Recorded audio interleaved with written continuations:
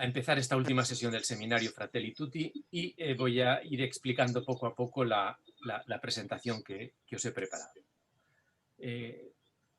Para aquellos que vengáis por primera vez a esta última sesión, os recuerdo que durante 5 sesiones, en primer lugar, vimos el diagnóstico que hace el Papa Francisco, en segundo lugar, en qué medida habla de la amistad social, en tercer lugar, entramos en la relación que plantea entre el amor y la justicia. El lunes pasado vimos en qué medida él habla de la amistad social y el perdón, y hoy vamos al último capítulo donde plantea y donde lo he titulado Balance de la identidad cristiana. Ahí tenéis el esquema, el índice de la encíclica. Elegí el cuadro que tenéis ahí a la izquierda. Alguien debe tener el micrófono o no lo habéis apagado bien porque no se oye bien, porque hay ruido. Voy a ver. ¿Ya? ¿Quieres mirar si soy yo? Si eres tú, Paz, porque se te oye. Vale. ¿Ya? Perfecto. Vale. Bueno, como os decía, hemos tenido 5 sesiones, vamos a la última y la última es importante porque plantea el papel de las religiones en el servicio a la fraternidad del mundo. He cambiado un poco la organización inicial del último capítulo y he introducido algunas ideas importantes. Como os decía, esta es la tercera encíclica de Francisco. En el 2013 tuvo la primera, en el 2015 la segunda, con ocasión del cambio climático. La del 2015, la Laudato Si, es una encíclica importante a nivel cultural, social. Podríamos decir que el siglo XXI para la Iglesia Católica comienza con la Laudato Si, pero el Papa Francisco en este momento ha querido hacer una síntesis en una encíclica nueva con ocasión también de la pandemia y realmente la Fratelli Tutti tiene su sentido en este tiempo de pandemia, en este tiempo en el cual pide que recuperemos la noción de fraternidad. Y voy a utilizar unos textos, algunas reflexiones, algunos momentos de Máximo Borghesi. Publicó hace 2 años un librito interesante sobre la figura de Jorge Mario Bergoglio, muy interesante desde el punto de vista filosófico, y el otro día, después de que se salió la encíclica, él publicó un artículo que lleva por título La nueva Pacem in Terris, es decir, el intérprete de Bergoglio, el intérprete de uno de los vaticanistas más importantes, que es Máximo Borghesi, realmente dice los papas no escriben las encíclicas sobre la fraternidad para una tierra tranquila. La encíclica se dirige a todos, pero es innegable que entre sus primeros destinatarios están los cristianos, especialmente los católicos. Muchos de ellos, lejos de ser protagonistas del cambio, forman parte del problema actual, parte de ese maniqueísmo político-religioso que caracteriza el momento presente. Digo esto porque nosotros a nivel eclesial y muchas veces desde el punto de vista eclesial creemos que el Papa ha hecho una encíclica para que abierta al mundo en general, no solo a la comunidad católica, sino a los demás, pero en esta última sesión tenemos que pensar un poco también en qué medida nosotros estamos divididos, en qué medida polarizamos las opiniones y en qué medida unos son más pro Francisco, otros anti Francisco y por lo tanto nosotros mismos tenemos una crisis de fraternidad. Bien, he rehecho el esquema de las sesiones anteriores con este mapa de cuatro fotografías y 4 ideas para que veáis cómo se sigue manteniendo en esta última parte, se siguen manteniendo las claves filosóficas e ignacianas de Francisco. En primer lugar, y vuelvo a repetir algo que he repetido en las 5 sesiones. Primero, Francisco quiere evitar el gnosticismo, es decir, que nuestra fe esté encerrada en el subjetivismo y que nosotros como sujetos estemos encapsulados en nuestra propia razón. Plantea una razón abierta y plantea la identidad cristiana que supere esa justificación y esa autorreferencialidad que diría él. En segundo lugar, él en sus textos y en este también pide que evitemos el pelagianismo, es decir, que nuestra voluntad se plantee como todopoderosa, que esté obsesionada por la ley, que esté obsesionada por las normas, que esté obsesionada por el legalismo, por el formalismo y que sea, podríamos decir, nuestra religiosidad sea una religiosidad formalista del cumplimiento. Estas dos ideas, la de evitar el gnosticismo y evitar el pelagianismo, las tenéis en el texto de Gaudete et Exsultate, que es un texto del año pasado que el Papa realmente, estas dos ideas, repito, las tiene en su pensamiento, aunque las explicitó de manera detallada en ese texto, Gaudete et Exsultate. Y luego dos máximas importantes, que no es el plus, la cantidad, sino el magis, propio de San Ignacio y los ejercicios, y esto va a ser importante en su reflexión. Y luego no hay que tener límite para lo grande, pero hay que concentrarse en lo pequeño. Esta concentración en lo pequeño y la ambición con respecto a lo grande siempre es propia de Francisco. 4 figuras importantes en el pensamiento filosófico o mental, en la forma mentis, en la cosmovisión que tiene Francisco. Estos fueron los 4 personajes claves. Uno, Romano Guardini; otro, Maurice Blondel; Alberto Mezol Ferrer y Juan Carlos Escanone. Estas 4 figuras las vamos a encontrar en la obra y en el pensamiento del Papa Francisco, porque realmente suponen lo que podríamos llamar una antropología relacional, que es la síntesis del personalismo y de la racionalidad dialógica. Vimos en el capítulo 2 y 3 el papel que tiene Riquer, Paul Riquer, pero el papel de Paul Riquer en la obra del Papa Francisco viene a partir de Juan Carlos Escanone, que hizo la tesis doctoral y es un investigador quien, podríamos decir, introdujo la figura de Paul Riquer en el pensamiento argentino y demás. La otra figura importante desde el punto de vista social y sociopolítico es Alberto Mezol Ferrer. Murió en el año 2009 y es una figura clave para toda la Iglesia iberoamericana, sobre todo para la Iglesia del Cono Sur, Argentina, Uruguay y Paraguay. Es decir, este es un intelectual argentino de primera división que colaboró con Francisco desde sus primeros años y, por lo tanto, como laico con vocación política y con vocación sociopolítica, sus ideas, sus reflexiones que tiene respecto a lo que sería el pensamiento, el concepto de pueblo, es decir, el concepto de pueblo que va a utilizar el Papa Francisco realmente es un concepto que procede de la reflexión de Mezol Ferrer. En última instancia, estos autores en realidad suponen una tradición filosófica que llamaríamos blondeliana, no hegeliana. No voy a entrar en esta distinción entre lo blondeliano y lo hegeliano, pero sí es importante saber que el concepto de dialéctica y la dialéctica que aparece en Hegel es muy diferente a la de Blondel, donde se mantienen las diferencias y se mantienen los opuestos. Bien. Si recordáis, en las 4 sesiones os dije, hay 4 ideas filosóficas que se mantienen en el pensamiento de Francisco. El tiempo es superior al espacio, la realidad es más importante que la idea, la unidad prevalece sobre el conflicto y el todo es superior a las partes. Esto, por muy abstracto que lo podamos pensar y por muy filosófico que sean estos planteamientos y estas máximas, vuelven a aparecer y aparecen en todos los textos de Francisco, de tal forma que es importante de cara a juzgar su pensamiento y sus encíclicas tenerlo siempre presente. Pero en esta última sesión he querido incidir en el I have dream, y I have a dream, que es el lema de Luther King y de los soñadores, los idealistas, los utópicos, porque la encíclica Fratelli Tutti se inscribe en esta tradición de soñadores. Si leáis el parágrafo 127, el propio Francisco dice: hay que aceptar el desafío de soñar y pensar en otra humanidad. El texto del principio es un texto también de Borghesi, es decir, igual que este segundo, donde aceptar el desafío de soñar y pensar en la otra humanidad es de Francisco. El texto anterior es de Máximo Borghesi, dice: el sueño de una fraternidad renovada entre pueblo y personas.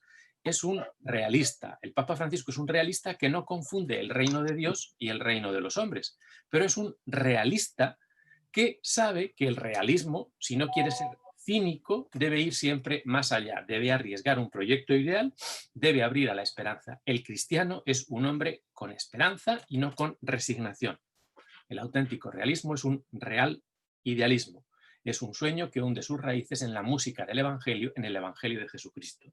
Esta expresión, la música del Evangelio, va a aparecer en este último capítulo y es muy importante, y la música del Evangelio no es la música de una tradición eclesial o una confesión religiosa, sino que en realidad es la música del Evangelio de Jesucristo. Pero, repito, estos 4 principios filosóficos tienen que verse en esta clave de un real idealismo y en una clave donde el texto de la Fratelli Tutti supone el introducir la dimensión del sueño, vamos a llamarlo de la utopía, del real idealismo al que se refiere Borghesi.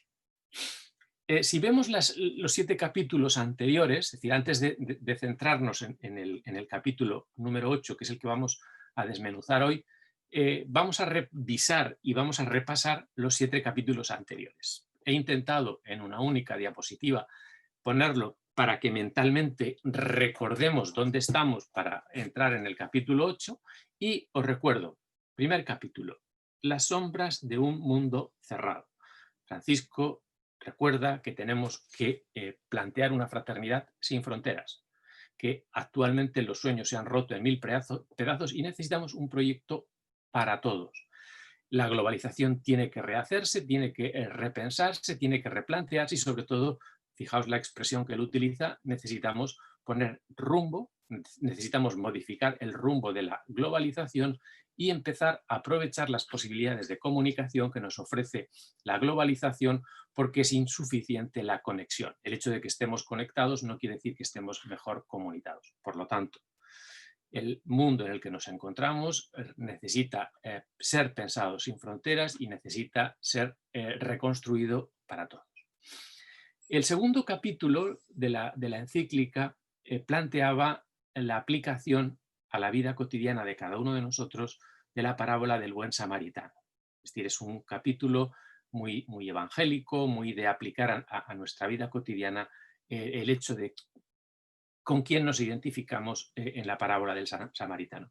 Y lo que viene a plantear Francisco, y por qué quiere Francisco que nos interpelemos, fundamentalmente porque él nos dice, la Biblia y este texto en particular sigue siendo un texto abierto, que tiene algo que decirnos y que nos interpela a nosotros, pero no para que nos preguntemos nosotros si el prójimo es uno o si el prójimo es otro, sino para constituirnos a nosotros mismos en prójimos de los demás. Y entonces él nos invita a que no seamos parte del problema en la atención a los demás, sino para que en realidad seamos parte de la solución. Por lo tanto, para superar ese mundo cerrado necesitamos un mundo abierto, fecundado por esta imagen, por esta parábola donde se nos invita a ser prójimos de los demás. La artillería conceptual, el conjunto de ideas centrales viene ahora cuando en el capítulo 3 dice necesitamos pensar y gestar un mundo abierto. Y aquí introduce el concepto de amistad social, que en última instancia es el concepto de amistad cívica que aparece en Aristóteles, que luego la tradición de la doctrina social de la Iglesia a partir del Vaticano II lo podemos hablar como en la tensión que se plantea con el concepto de sociedad civil. Y esta es una de las innovaciones, uno de los conceptos radicales de la encíclica, el concepto de amistad civil. Y nos dice que realmente para pensar el concepto de amistad civil necesitamos situarnos en la tensión que hay entre el mundo de socios y el mundo de prójimos. Ya vimos que el mundo de socios es un mundo de formalidades, es el mundo de la justicia, es el mundo de los derechos humanos, pero el mundo de prójimos, el mundo de la amistad social, es un mundo, podríamos decir, mayor espontaneidad, es el mundo del amor, y por lo tanto hay una tensión entre el socio y el prójimo. Y él dice, hay que trascender un mundo de socios. ¿Que hay que olvidarse del mundo de socios? No, todo lo contrario. Realmente lo que nos está diciendo es la dialéctica entre socio y prójimo es fundamental. Y a partir de ahí necesitamos reconstruir los 3 ideales de la modernidad: libertad, igualdad y fraternidad. Los que únicamente son capaces de ser socios crean mundos cerrados, tienen intereses, tienen ideologías. El mundo de socios está cerrado, pero el mundo de prójimos es abierto, supone introducir un amor universal que promueve a las personas. Esto nos va a llevar, y aquí aparece en el capítulo 3 una reflexión interesante sobre el papel del Estado y sobre el papel de la economía de mercado. Aquellos que les interese el papel de la economía de mercado y la crítica que el Papa Francisco hace al liberalismo económico, realmente aquí tiene un texto importante, y aquellos que quieran fundamentar o argumentar sobre el papel del Estado y en qué medida el Estado tiene que ser activo y no un Estado electorero o de bienestar, realmente aquí tienen un texto importante.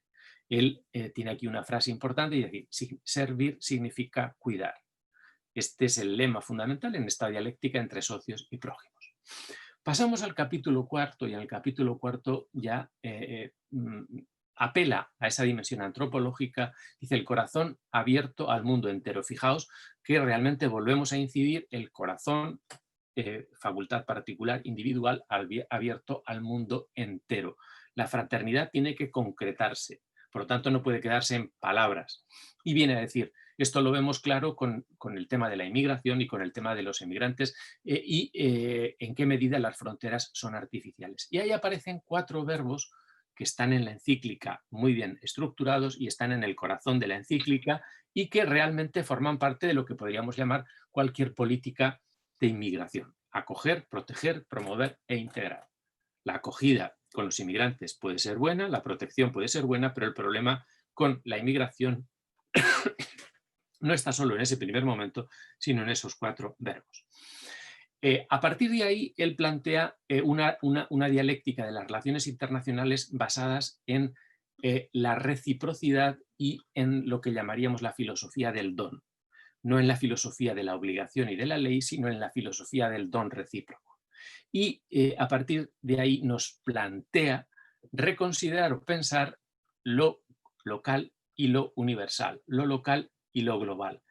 Y aparece una metáfora que es muy importante en el pensamiento de Francisco, y es la metáfora del poliedro. No se trata de una esfera redonda, no se trata de un balón de fútbol con distintas caras, sino se trata de algo irregular, un poliedro. Y en este sentido, en este capítulo cuarto aparece una idea muy importante vinculada con los vecinos. Es decir, es importante concretar esa fraternidad en nuestras relaciones vecinales. Las relaciones de vecindad son importantes y por lo tanto lo sitúa ahí en el capítulo cuarto. Fijaos que es un capítulo de transición entre la primera parte y la segunda. ¿En qué consiste el capítulo quinto? Pues en el capítulo quinto dice cómo se puede concretar esta fraternidad concreta. Dice, realmente tenemos que pasar por la política. Los políticos, la política tienen que ser pensada y no me cansaré nunca de insistir que necesitamos apostar por la mejor política. Y fijaos, y esto os lo dije, digo, cuidado con los adjetivos que utiliza Francisco, la mejor política al servicio del verdadero bien común. Y aquí nos vamos a encontrar con un capítulo que pasará a la historia de la doctrina social de la Iglesia y que debería ser estudiado en todos los manuales de filosofía política, porque el Papa Francisco describe los límites del populismo y los populismos y los límites del liberalismo, reivindicando la dignidad del concepto de pueblo. Esto no es ninguna tontería desde el punto de vista social y político, y a partir de esa recuperación de la idea y del concepto de pueblo y esa dignidad de una democracia de los pueblos, realmente él viene a decir, es a partir de ahí como podemos hablar de una caridad social y política. Y aparece un tema clave cuando llegamos a la política, y es si el Papa Francisco opta por el relativismo, si el Papa Francisco es populista, si el Papa Francisco es un crítico del liberalismo. Y a partir de este momento nos vamos a dar cuenta de que en el quinto, en el sexto, en el séptimo y en el octavo capítulo el Papa Francisco plantea el tema de la verdad.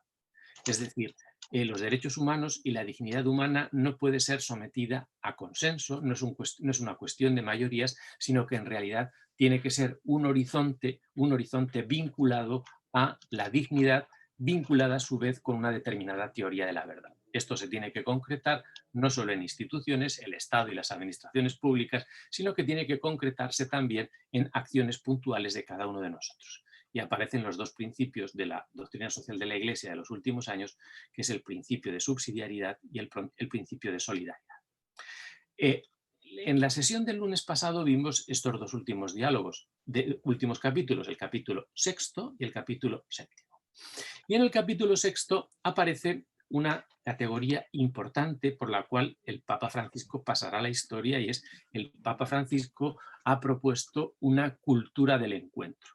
Ni el Papa Juan Pablo II, ni el Papa Benedicto XVI, ni el Papa Pablo VI hablaron de la cultura del encuentro. Por lo tanto, tenemos que darnos cuenta de que estas líneas, que este capítulo realmente va a ser innovador en lo que sería la doctrina social de la Iglesia, porque nos viene a decir, realmente esa amistad social que se transforma en un diálogo social tiene que concretarse de manera artesanal y trabajosa en la cultura del encuentro. Y por último, en el capítulo 7 nos dice, realmente sin una cultura del perdón y una cultura de la paz, esto va a ser difícil. Necesitamos caminos de paz que nos lleven a cicatrizar las heridas, a convertirnos en artesanos de paz y a generar procesos de sanación y reencuentro, y fijaos la expresión, con ingenio y con audacia.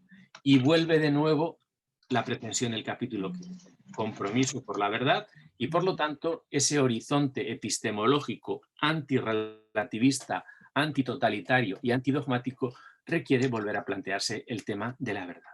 El conflicto es inevitable, las luchas son legítimas y por lo tanto no podemos en la vida social y política a nivel de amistad social evitar lo que podríamos llamar la realidad del conflicto, pero como vivimos en sociedades complicadas a nivel de vecinos, a nivel de familias, el conflicto es importante, realmente tenemos que intentar una mentalidad, fijaos, superadora de esos conflictos y no tenemos que alimentar la ira, buscar una verdadera reconciliación que no escape del conflicto, sino que se logre esa reconciliación en el conflicto, superándolo a través del diálogo y la negociación transparente, sincera y paciente.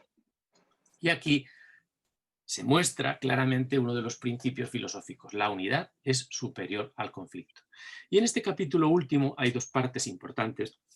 Os las he puesto en una simple línea, pero son interesantes, donde habla de la memoria y nos pide romper lo que podríamos llamar una concepción vengativa de la memoria y pide recuperar una concepción integradora y sanadora de la memoria. Perdonar no implica olvidar, pero perdonar implica romper la dialéctica y la dinámica de la venganza. En este capítulo 7, deja muy clara la posición de la doctrina social de la Iglesia en torno a la guerra y la pena. Vamos al corazón del último capítulo, que es el 8. Bien, el último capítulo, que es el capítulo de hoy, lleva por título Las religiones al servicio de la fraternidad en el mundo. Hay 5 puntos claves, pero como os dije, a la hora de leer los capítulos de la encíclica, es muy importante leer el apartadito de cada capítulo que viene antes del desarrollo del capítulo, es decir, el primero que aparece inmediatamente después del título del capítulo. Y dice, a partir de la valoración de cada persona como criatura, ofrecen las religiones un aporte valioso para la construcción de la defensa de la fraternidad y defensa de la justicia en la sociedad. Es decir, el alegato en defensa de la fraternidad que hace Francisco está directamente vinculado en la promoción de la justicia en la sociedad. Y hay 5 elementos importantes. Primero, ojo con este punto, con lo que él llama el fundamento último. La religión. ¿El qué? ¿Alguien pregunta alguna cosa? Bueno, ojo con, con este fundamento último, porque el Papa aquí vuelve a insistir de nuevo en el problema de la verdad. Vuelve a insistir, pero este tipo de mensajes, estas preocupaciones del Papa en la encíclica Fratelli Tutti en torno a textos de Juan Pablo II, de Benedicto XVI, o cuando vuelve a plantear el tema de la verdad, es importante que las entendamos no solo como mensajes hacia afuera, sino que son críticas a los críticos internos que él tiene dentro de la propia Iglesia. Es decir, a aquellos que dentro de la Iglesia le han dicho que en realidad él se ha dejado llevar por, podríamos decir, por su pasión por el pueblo, su pasión por lo popular y no se ha preocupado por la verdad, realmente les está diciendo, en cada uno de los capítulos de esta encíclica me comprometo por la verdad y por lo tanto tenemos que entender que en la Laudato Si o en la otra encíclica del Papa realmente no hacía tanto hincapié en la importancia del compromiso epistemológico y lucha por la verdad que aparece aquí. Entonces, capítulo 8. Las religiones al servicio de la fraternidad. ¿Cuál es el fundamento? Dice, sin apertura al Padre no hay razones sólidas y estables para la fraternidad. Necesitamos tener conciencia de que somos hijos y que no somos huérfanos. Esto es importante porque si nos redujéramos, si antropológicamente redujéramos nuestras pretensiones al ámbito de la igualdad, desaparecería el horizonte de un Dios Padre y de la categoría de fraternidad. Por lo tanto, es importante. Este texto, él dice, hay un texto memorable que hay que recuperar. Lo vamos a ver ahora porque es el texto que he seleccionado cuando termine este resumen. Y ese texto procede de nuestra experiencia de fe, de la sabiduría amasada, de las debilidades que hemos aprendido y tenemos que ser conscientes de que la presencia de Dios es un bien para nuestras sociedades. Ojo, porque esto supone una crítica a cualquiera que piense que la presencia de Dios o las tradiciones religiosas pueden ser un bien a nivel privado, pero no a nivel público. Es decir, le está diciendo que la confesión de fe, la presencia de nuestro Dios en la vida pública y el espacio público es un bien para nuestras sociedades. ¿Por qué? Pues porque enriquecen el debate público. Y es algo que ese debate público, en ese debate público ya han participado los poderosos, han participado los científicos, y él le está invitando a que las tradiciones religiosas participen también en ese debate público en el que científicos y políticos están participando. Dice, esto es una oportunidad como portadores de reflexión que procede del trasfondo religioso. La Iglesia no se queda en el ámbito privado, ni se queda al margen, no disputa, no pelea con los científicos, no pelea con los políticos, sino que ofrece. Por lo tanto, preocupación por ese fundamento teológico de la fraternidad que se ofrece en el espacio público. ¿En qué consiste la identidad cristiana? La identidad cristiana no rechaza nada de lo que hay en otras religiones, lo que en otras religiones hay de santo y verdadero. Otros también beben de otras fuentes. Para nosotros ese manantial de dignidad y de fraternidad está en Jesucristo. Belleza de la invitación al amor universal. Ese camino de fraternidad también tiene una madre. Y aquí, en este texto, él habla, es decir, hace un giro, podríamos decir, de ternura. Dice no solo atenta, no solo está atenta a Jesús, sino que está también, es decir, la Virgen no solo está atenta a Jesús, sino al resto de sus descendientes. Quiere parir, vincula la fraternidad no solo a la imagen del Padre, sino al dar a luz un mundo donde todos seamos hermanos, donde haya un lugar para cada descartado, donde desaparezcan, donde resplandezcan la justicia y la paz. Y aquí supone el pedir garantías de libertad, donde hay varios puntos en este apartado del capítulo donde dice, soy consciente de que en muchos países los cristianos somos minorías, pues pedimos garantías para que como minorías podamos expresarnos.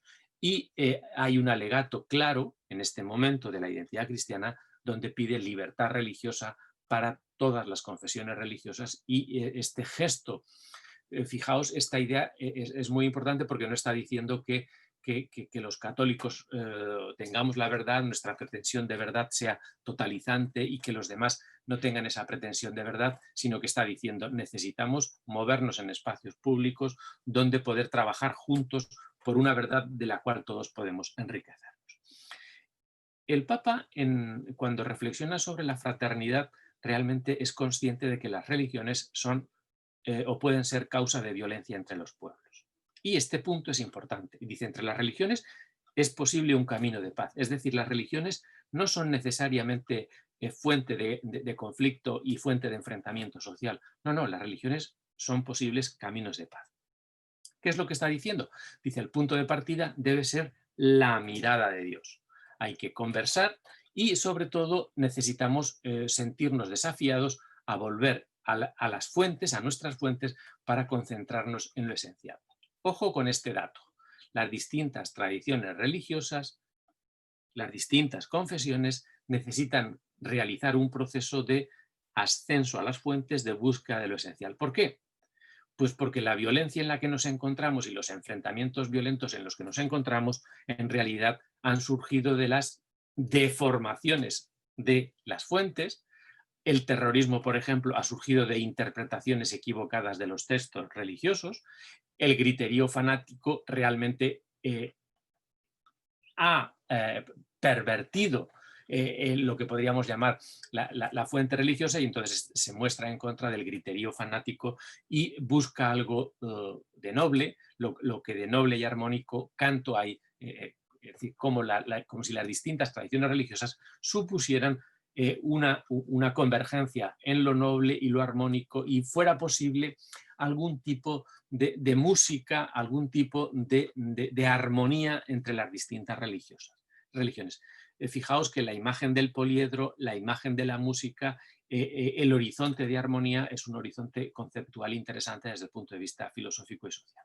hace una llamada en este punto cuarto, lo he separado y aunque es muy breve y muy sencillo, hace una llamada en el punto 4 a los líderes religiosos y pide que cada uno de los creyentes, cada uno de los líderes religiosos y cada una de las autoridades religiosas se entrenen o nos entrenemos en una cultura de la mediación y distingue claramente entre ser un mediador y ser un intermediario. Muchos de vosotros conoceréis la cultura de la mediación y esto es algo claro.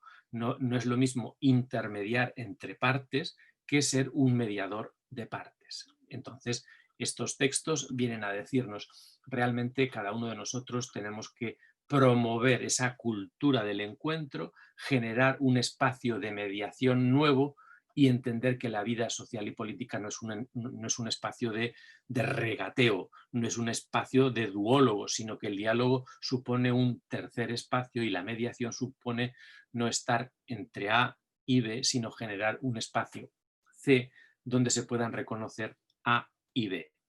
Repito que esto es importante, está en Romano Guardini y no está en Hegel.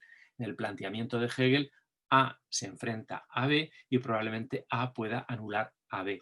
En el planteamiento de Blondel y en el planteamiento de Guardini estamos ante la necesidad de que la palabra, el diálogo, la búsqueda y la promoción de la verdad suponga un espacio distinto que no es el de A y el de B, sino que es el de una cultura del encuentro y de la mediación. Por último, al final, hace un llamamiento, recuerda lo importante que fue en su trayectoria y en su papado el encuentro con el imán Al-Tayeb y recuerda que las desgracias son fruto de la desviación de las enseñanzas, del uso político, es decir, hay que tener cuidado con la desviación de las enseñanzas en las distintas tradiciones religiosas e incluso de la instrumentalización política de las religiones o incluso de las interpretaciones que hacen grupos de esas religiones que abusan de la influencia que tiene a nivel popular el sentimiento religioso. Y en la última parte, en los últimos párrafos, hace como una relación de autores con los que se siente en sintonía, como diciendo San Francisco, Luther King, Desmond Tutu, Gandhi y Carlos de Foucault. Es decir, realmente él ha elegido determinadas figuras a la hora de pensar la fraternidad. Luther King, Desmond Tutu, Gandhi y ojo porque la figura de Carlos de Foucault es importante y él dice, realmente me he fijado en él, ¿por qué? Porque es el que habla de el hermano universal. Dejo aquí la síntesis de la encíclica y vamos a ver dos textos. Como hemos hecho otras veces, quiero poneros dos textos, que tiene que ver con el punto 1, el fundamento último del capítulo 8 y en lugar de coger solo un punto del texto, pues he cogido, eran tres textos pequeños, el 272, el 273 y el 274, porque quiero que os fijéis en lo importante que es este cierre de la encíclica, es decir, hemos visto la totalidad de la encíclica y ahora el Papa Francisco nos dice, el fundamento último de la fraternidad es, y dice, los creyentes pensamos que sin una apertura al Padre de todos no habrá razones sólidas y estables para el llamamiento a la fraternidad. Estamos convencidos de que solo con esta conciencia de hijos que no son huérfanos podemos vivir en paz entre nosotros, porque las comillas responden a textos que él tiene de antes en audiencias y en otros momentos y recoge y los integra aquí. Porque la razón por sí sola es capaz de aceptar la igualdad entre todos los hombres y establecer una convivencia cívica entre todos, pero no consigue fundar la hermandad.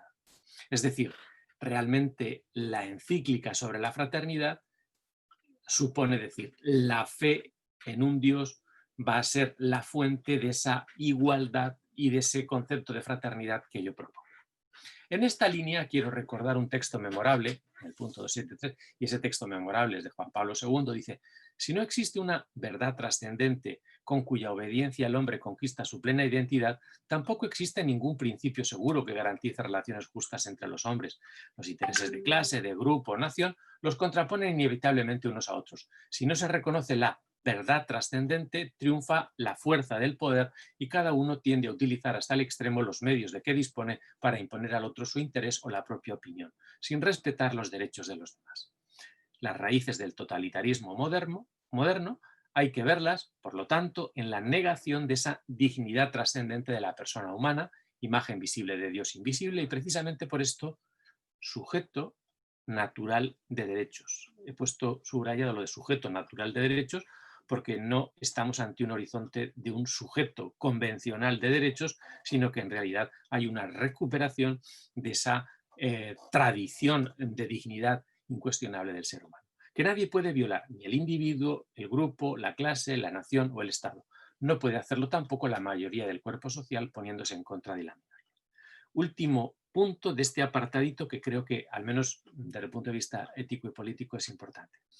Desde nuestra experiencia de fe y desde la sabiduría que ha ido amasándose a lo largo de los siglos, aprendiendo también de nuestras muchas debilidades y caídas, los creyentes de las distintas religiones sabemos que hacer presente a Dios es un bien para nuestras sociedades. Acordaos lo que os decía.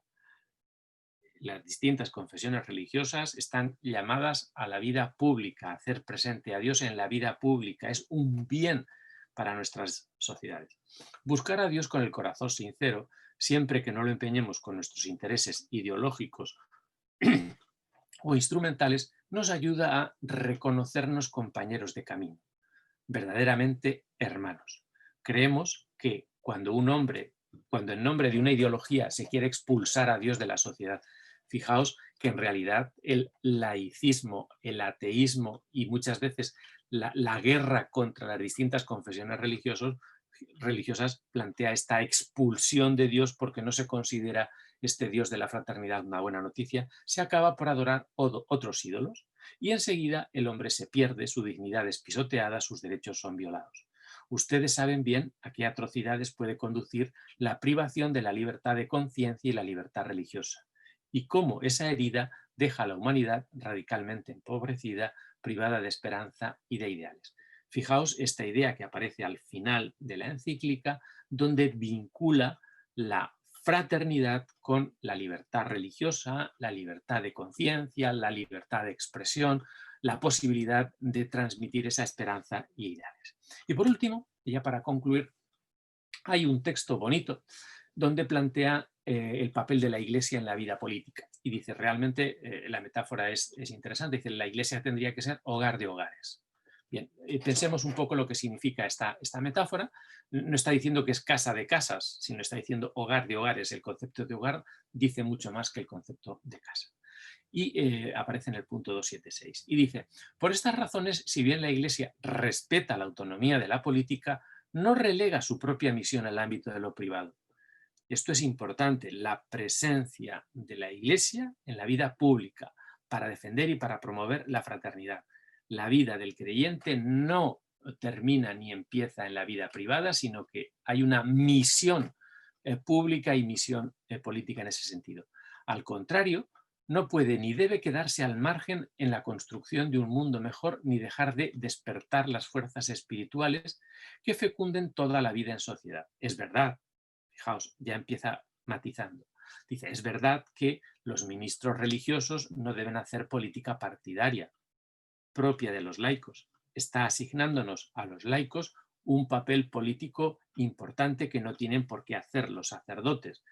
Repito, es verdad que los ministros religiosos no deben hacer política partidaria propia de los laicos, pero ni siquiera ellos pueden renunciar a la dimensión política, es decir, ni siquiera los ministros pueden renunciar a la dimensión política de la existencia que implica una constante atención al bien común y la preocupación por el desarrollo humano integral.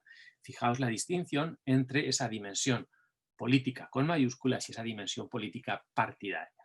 La Iglesia tiene un papel público que no se agota en sus actividades de asistencia y educación, sino que procura la promoción del hombre y la fraternidad universal.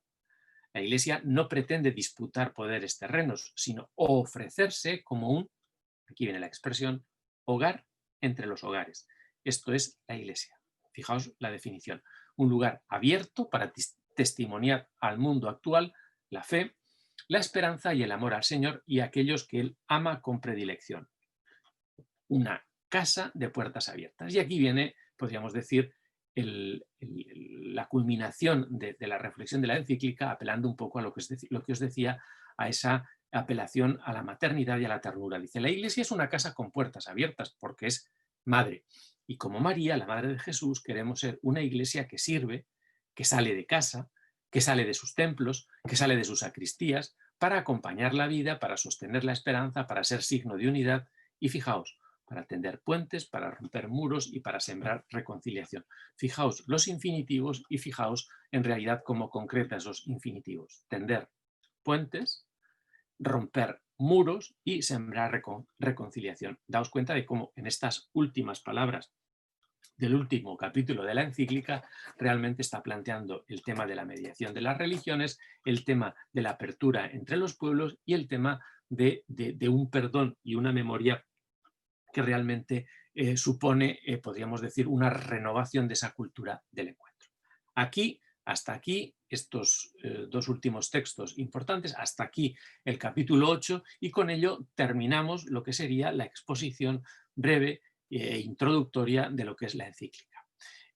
Con ello termino ya este encuentro con vosotros, pero antes de terminar quisiera invitaros a que esta fraternidad concreta se tradujera en algún tipo de colaboración. Es decir, sé que me estáis oyendo gente de muchos lugares de España, de muchos lugares incluso de fuera de España, pero quiero presentaros un pequeño proyecto. Al menos me gustaría que si alguno de vosotros, pues ahora que vienen las Navidades o antes de las Navidades, quiere agradecer el trabajo que la Fundación o que yo he realizado a través de la Fundación, pues en realidad puede tener un pequeño donativo. Ahí tenéis a la obra que realizan las hermanas terciarias capuchinas en este centro infantil. Estos textos de la encíclica, estos resúmenes que hemos tenido estos días, realmente los vais a tener todos a disposición en la página web de la Fundación y por lo tanto realmente este trabajo va a estar a disposición de todos. Hasta aquí realmente viene mi exposición y ahora vienen vuestras preguntas, vuestras dudas y vuestras inquietudes. Por lo tanto, yo ya voy a dejar de compartir la pantalla, le voy a dar la palabra al moderador y vamos, como siempre, pues a iniciar ese coloquio o ese breve coloquio antes de la cena de los lunes. He añadido en esta última sesión he añadido algunos cuadros y algunos gráficos porque sé que algunos no estuvisteis en las anteriores sesiones y seguro que os puede resultar de interés estos esquemas. Paso ya doy la palabra a Fernando para que como moderador volvamos de nuevo iba a decir a la sala, que dirían los clásicos en este momento. Muy bien, pues muchísimas gracias, Agustín, una vez más por el esfuerzo. Entonces, algunas indicaciones previas. Todavía solamente tenemos el vídeo de la sesión anterior, bueno, porque hemos tenido algún ajuste que hemos tenido que hacer. Es que Patricia, que acabó sus prácticas con nosotros, ella iba a continuar, pero bueno, al final le ha pesado acabar su carrera de Historia del Arte con la mayor esfuerzo y entrega, o la mayor calificación, y entonces, bueno, pues ha entrado otra persona, María, y entonces, bueno, en breve ya subiremos todos y como tenemos perfectamente localizados los correos de todos, pues iremos enviando todos los vídeos, los de las dos, la tercera sesión, la cuarta sesión y esta quinta sesión que se está grabando ahora, y los materiales que nos ha enviado Agustín. Por supuesto, agradecerle el esfuerzo. Nosotros como fundación también vamos a compensar este esfuerzo también ayudando a esta obra que nos ha presentado Agustín y poniendo en práctica, ¿no? Pues nuestra aparte que personalmente se puede hacer, pero bueno, poniendo en práctica como fundación también esta llamada a la amistad social y a la solidaridad.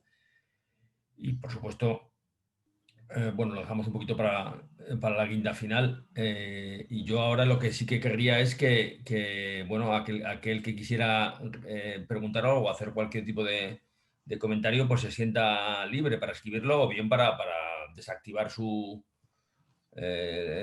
activar su micrófono, desactivar el silencio y hacer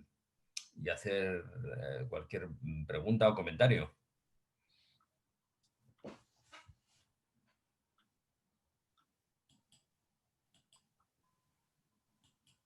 No se atreven, está llegando el invierno y entonces está afectando el frío a las neuronas, así que que no es de vergüenza si estamos casi en familia, venga. Vamos a ver, ya creo que tenemos por aquí. Uy, aquí hay un texto de Javier. ¿Quieres que lo leo, José? Sí, yo lo tengo aquí en letra pequeñita porque los tengo a todos aquí y como os estoy viendo a todos, pues la letra es pequeñita. Si quieres leerlo tú. Anigorra dice, me disculparéis si mis preguntas son un poco filosóficas, pero mi doctorado en ciencias químicas, por lo que ruego tengan paciencia conmigo. De las cosas que he aprendido en este seminario es comprender e intentar comprender el pensamiento de Francisco. Ha sido esto muy valioso para mí, pero la verdad, esa inteligencia se me dificulta en ocasiones, como esta de que el día 20 pasado se inició una conferencia sobre economía, una economía más justa, fraternal y sostenible, y de alma a la economía de mañana. En su lema, y para ello cuenta con Jeffrey Sachs, neomalthusiano y ferviente abortista, o el filomarxista reconvertido en apóstol de la Pachamama, el exfranciscano disciplinado por Ratzinger, Leonardo Boff, figura de teología de la liberación. Bueno, entiendo que se está refiriendo al encuentro que ha habido precisamente este fin de semana. Sí, la economía de Francisco. Hemos participado también de la economía de Francisco a distancia, ¿no? Repito, se me hace muy difícil que su santidad ponga un especial entusiasmo en proyectos grandiosos de corte marcadamente político que parecen escapar a sus atribuciones y a su misión de custodiar el depósito de la fe y gobernar la Iglesia. Intento comprender, pero credo ut intelligam. Agradezco el tiempo dedicado a este seminario, tanto por el ponente doctor Domingo Moratalla como los que han colaborado para que sea un éxito. Gracias, repito. Sí, vamos a ver.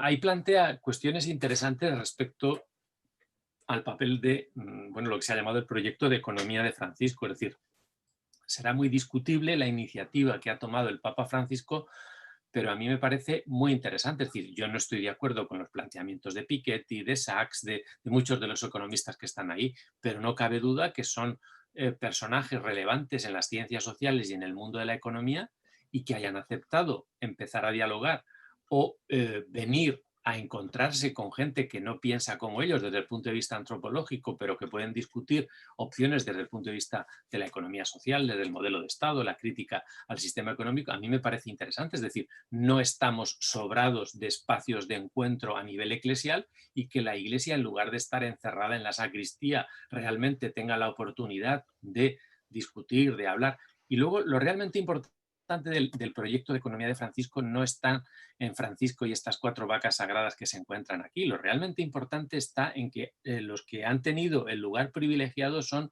los estudiantes de los últimos años de economía, que realmente con expedientes brillantes van a empezar a poder trabajar con este tipo de cerebros económicos motivados por ese impulso eclesial. Entonces, yo creo que con lo discutible que sean este tipo de personajes y en qué medida personal o profesionalmente estén más próximos o cerca de lo que sería la Iglesia, este espacio creado por Francisco, donde jóvenes ambiciosos desde el punto de vista económico, en lugar de trabajar en el mundo de las finanzas y la especulación financiera, van a empezar a trabajar y van a iniciar sus trabajos en el campo de la justicia social y de lo que podríamos llamar la crítica constructiva al capitalismo, me parece interesante. Otra cosa es que sea discutible determinado tipo de cuestiones, pero repito que tenemos que estar atentos a ese tipo de iniciativas y no me parecen, podríamos decir, que estemos sobrados de iniciativas de diálogo.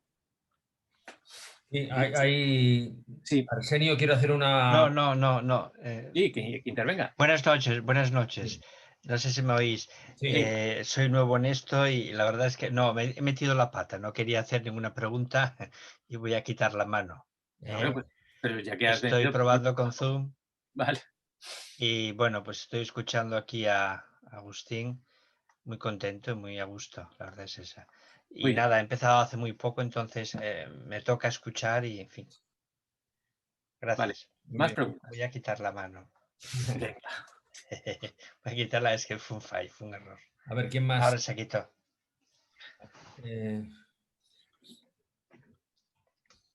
Vamos a ver. Sí, lo estaba escribiendo, soy David. David. Ah, David. Hola, David, ¿cómo estás? Es que lo estaba escribiendo, pero se me ha ido el dedo, le he dado al enter y me ha quedado a medio... Bueno, no pasa, habla y así los asturianos también los asturianos también tenéis entrada. Eso, lo planteo a... Tu paisano Ricardo Viejo también está por ahí, estáis muy cerquita los dos y seguro que no os conocéis. Venga. Muy bien. El comentario que quería hacer era que valoro mucho en esta última parte ese intento ese llamamiento que hace el Papa a la reconciliación entre religiones, y cuando plantea el problema que encuentro yo, bueno, antes de esto voy a aclarar que me ha servido mucho estas sesiones para ver al Papa Francisco de otra forma, porque yo era muy anti-Francisco. No me cae. Vale. Pero bueno, le voy pillando, entonces bueno, ya de momento ya por eso me ha servido. Vuelvo a lo que estaba planteando, que a mí me cuesta mucho, cuando lo analizo, está muy bien, perfecto, sí, lo de la reconciliación, lo de la mala interpretación de la religión, que es la que lleva al terrorismo, pero claro, cuando me paro a analizar, digo, claro, pero es que yo no veo a ningún católico entrando en una mezquita degollando gente. Siempre es del mismo lado, no sé si me explico. Entonces lo de poner la otra mejilla lo tenemos bien, lo tenemos asumido, pero claro, cuesta, caramba. Sí, yo pienso un poco que en esta encíclica y en este texto muy bien pensado y muy bien elaborado, no entra a este tipo de discusiones más reactivas a una determinada situación, y yo creo que ahí una de las críticas que se le ha hecho a la encíclica pues es el excesivo cariño que le da a este imán y el acercamiento que él tiene con otras tradiciones religiosas y en concreto con el imán de Qatar, con el que tiene esta amistad. Pero repito que bueno, pues son cuestiones discutibles, es decir, tenemos que hacer hermenéutica y conocer las circunstancias con las cuales se ha producido este texto, es decir, no podemos estar al margen de estas circunstancias. Entonces, nos gustaría que hubiera cierta reciprocidad en el juicio y en el análisis y en la valoración de unos hechos religiosos u otros, pero también es verdad que nosotros conocemos menos lo que sucede en otras tradiciones religiosas, es decir, estamos más impactados por eso, y a lo mejor lo que el Papa nos está pidiendo es decir, no introduzcamos prejuicios ideológicos, deformaciones políticas y tal, algo difícil, pero por lo menos que hagamos ese intento. Entonces yo me alegro que es decir, tú eres de los que, es decir, cuando el Papa hace la encíclica no lo hace para los de fuera, sino para los de dentro, y cuando hace las alusiones estas que ha hecho a la verdad y ese tipo de cuestiones son para gente de la propia Iglesia que plantea problemas. Entonces, a veces los críticos no están fuera, sino que están dentro y nosotros mismos no nos damos cuenta. Por eso, fijaos que aunque yo he hecho unas lecturas y una síntesis, yo lo que quiero es invitaros a que vosotros mismos, a que cada cual elija unos puntos, elija un tema, elija un capítulo y que lo vea en el conjunto. Es decir, que tampoco pensemos que esto es la palabra de Dios, es decir, es un texto del Papa Francisco en un momento concreto y en una situación concreta, y no vayamos más allá, es decir, sepamos valorar con justicia dentro de la vida de este hombre y de su papado este esfuerzo de síntesis que hace con esta encíclica. Es decir, repito, no es la Caritas in Veritate, tampoco es la Laudato Si, sino que situémonos ahí, es decir, no pensemos, no vayamos más allá. Muy bien. María José. Pregunta, pastor, ¿por qué los católicos empiezan ya a aceptar otras religiones y a ver a los inmigrantes como hermanos? Hombre, bueno, pues eso no es nuevo. Lo que pasa es que bueno, este es un tema interesante que nos llevaría a un seminario nuevo, y si recuperamos los diálogos que hubo en el Concilio Vaticano II sobre la relación entre la verdad y la búsqueda de la verdad y las distintas tradiciones religiosas, ese debate es muy interesante desde el punto de vista filosófico y no creo que a estas horas nos tengamos que meter en él, pero realmente hubo una época en algún momento donde la propia tradición cristiana, los propios católicos, estábamos convencidos de que lo nuestro era la verdad y por lo tanto el resto de confesiones religiosas pues están en el error, y realmente que aquí estamos ante una actitud, no quiero decir nueva porque no es nueva en los últimos textos de la doctrina social de la Iglesia y en los últimos años, pero sí es importante una actitud de humildad ante otras tradiciones religiosas y ante otros modos de expresar, y decir, bueno, juguemos en el espacio público conjuntamente y si podemos ganar la Liga, ¿por qué no la vamos a poder ganar? Porque estamos convencidos de que como Simeone y el Atlético de Madrid somos el mejor equipo para poder ganar la Liga. Es decir, no tenemos que minusvalorar nuestros planteamientos, aunque haya gente como David, que es del Real Madrid, pero en fin, esto es importante.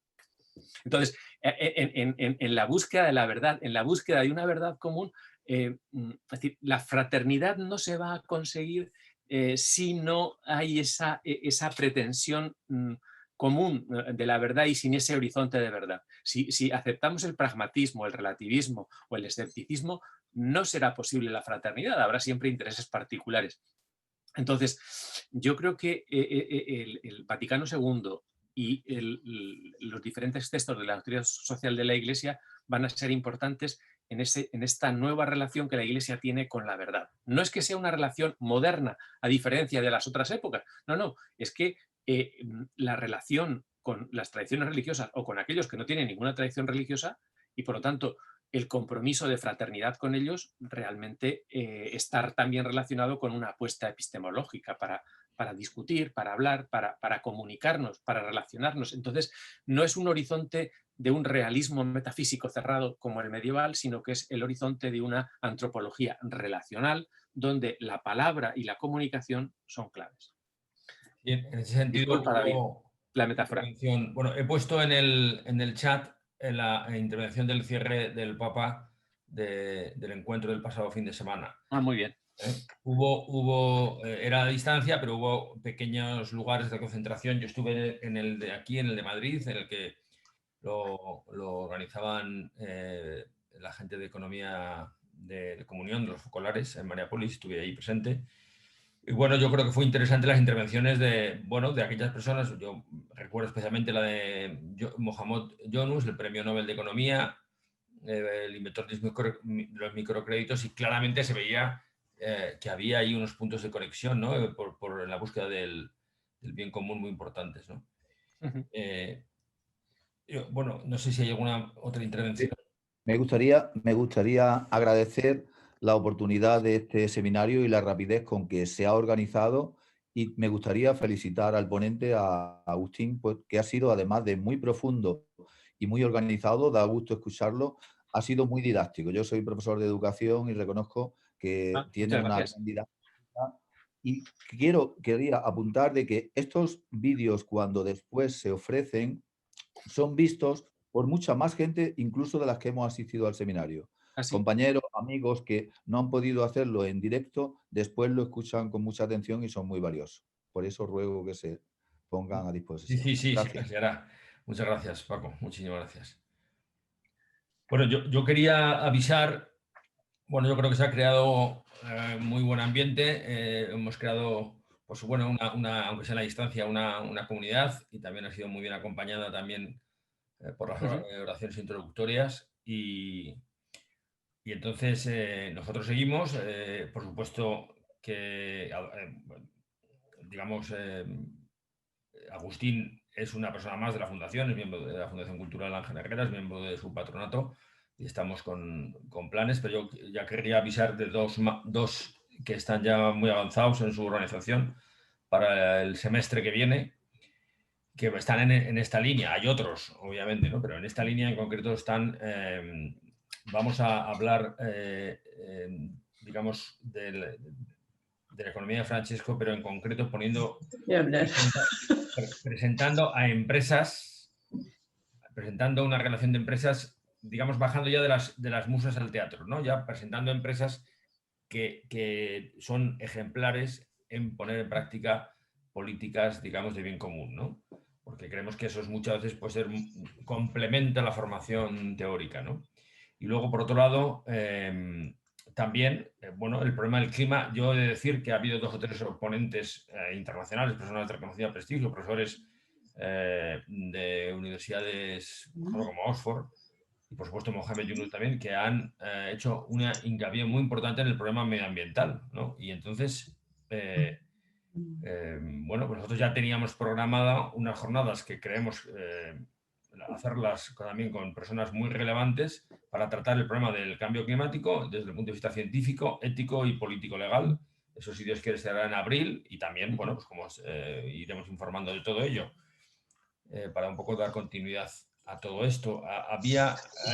No sé Yo quería hablar, es que no me sale levantar la mano. Estamos oyendo, Paz. Puedes hablar perfectamente. Venga.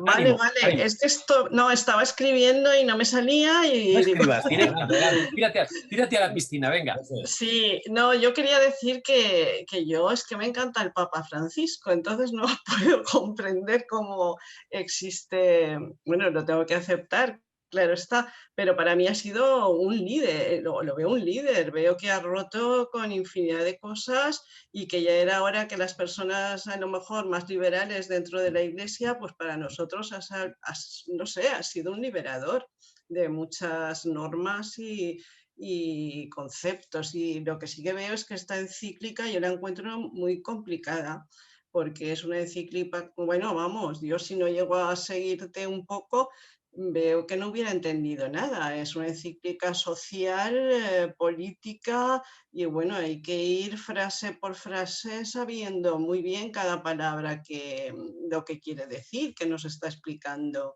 con ello. No sé, la he encontrado como que la tengo que volver a hacer. La pensábamos seguir en nuestro equipo de matrimonios de Nuestra Señora, pero veo que no sabríamos a lo mejor. Y hombre, pues animaros, si es un texto ya que lo has trabajado, lo juegas con ventaja. Sí, sí, no, y darte las gracias y bueno, pues que sí, que volvería a repetir el curso si lo haces, porque Bueno, vamos. van a estar dentro de poco, si Dios quiere, estarán los 4 vídeos ya subidos y el material, los PowerPoint también. Lo que se me ha olvidado es hacer examen y poner examen. El primer día algún compañero me dijo, pues no has puesto tareas y por lo tanto si no has puesto tareas la gente luego no se va a enganchar. Y entonces le dije, bueno, pues es que no me he planteado lo académico. Lo que pasa es que fijaos que también en algún momento nos habíamos planteado el hecho de que alguien nos pudiera pedir un certificado de asistencia. Entonces dijimos, pues bueno, si hay que hacer un certificado de asistencia, pues lo hacemos, pero entonces habrá que hacer matrícula. Entonces son problemas de estos nuevos que la sociedad tecnológica y el Zoom nos está planteando a los formadores, que uno se pone a hablar aquí con su ordenador y hay mucha gente que lo está oyendo. Entonces eso no lo teníamos controlado. Oye, se me ha olvidado decirle a Fernando que ponga otra vez las direcciones que ha puesto, que me falta un número de la cuenta corriente. No, ya te lo pongo yo, no te preocupes. Me falta después del 0051. ¿Ya? ¿Lo ves? Sí, 1900. Esto va a estar en esta presentación, os la mandaremos a todos. No, vale. vamos a ver, esto es importante porque alguno de vosotros me ha dicho, dice, bueno, pues hay que pagar alguna cosa, hay que matricularse y tal. Entonces, yo ya le dije a Fernando, digo, bueno, yo realmente no quiero recibir nada, no hay ningún tipo de donación de tal. Incluso hablando con las terciarias, yo dije, digo, bueno, pues realmente como yo he colaborado con este proyecto ya otras veces y yo sé lo que se hace aquí, pues si alguien quiere tener algún detalle, que sepa que lo mande ahí directamente, porque nosotros como fundación ni vamos a tocar nada, ni yo voy a tocar nada. Entonces lo tendréis en la última diapositiva de esta última sesión, para que quien quiera voluntariamente y generosamente hacerlo, es decir, sí, realmente... ¿Sí? Tu blog, de Marinero Blog, me he quedado ahí. Sí, pero mi blog, el tema de mi blog, tú estás aquí en Valencia y por lo tanto lo tienes ahí, Marinero en Tierra. Marinero en Tierra, vale. Es Marinero ET, pero bueno, casi todos lo conocéis y tú, Paz. Sí, no he entrado, pero no, poco, no sé. Vale, ya, gracias. Es ahí, ¿vale? Blogspot.com. Vale, ya lo tengo todo. Muchas es muy gracias. sencillo. Si tú pinchas en Google Marinero en Tierra, es decir, es Marinero ET, no es porque tenga que ver con mi casa y el ET, sino que es comprimirlo de Marinero en Tierra, ¿vale? Ya. ¿Vale? Muy bien. Vamos a cerrar, que los Fratelli tienen que cenar. Fernando, si quieres terminar, si quieres cerrar un poco el ciclo. Bueno, Fernando, es que como los dos os llamáis Fernando, tanto Fernando Ramón como Fernando Lostao, yo creo que os toca a vosotros o dar unas palabras. Yo creo que le doy paso ahora a Fernando Ramón. Muy bien. Que acabe él. Yo simplemente, pues bueno, nada, pues Además, agradecerte a ti mucho tu disposición, Agustín, y por supuesto a todos, y bueno, pues que seguiremos en contacto a través de estas actividades que he dicho y otras que vayan surgiendo. Y un abrazo muy fuerte. Fernando, si quieres cerrar tú. Sí. Bueno, simplemente pues también agradecer a Agustín la aportación que nos ha hecho a todos, ¿no? A todos los que queremos seguir al Papa Francisco y queremos responder a su magisterio, ¿no? Yo creo que es fundamental que los creyentes, aunque a veces nos cueste, ¿no? Que a mí personalmente no me cuesta, pero que sepamos entrar en las intuiciones del Papa, ¿no? Porque a veces es un hombre que tiene una visión a largo plazo y nosotros vivimos muy pegados al presente, ¿no? Bueno, pues simplemente cerrar estas sesiones del seminario, pues para nosotros los que somos creyentes, lo que queremos hacer en nuestra vida es dar gloria a Dios, ¿no? Y la gloria de Dios es la vida del hombre, por tanto, que todo esto sirva para que haya más vida y que la vida se comunique entre nosotros y que nosotros así podamos dar gloria a Dios. Por eso concluimos estas sesiones rezando juntos el Gloria, o rezando yo en nombre de todos el Gloria. Gloria al Padre y al Hijo y al Espíritu Santo, como era en el principio, ahora y siempre, por los siglos de los siglos. Amén. Muy bien. Gracias a todos. Gracias a todos. Buenas noches. Hasta siempre, buenas noches. Chao.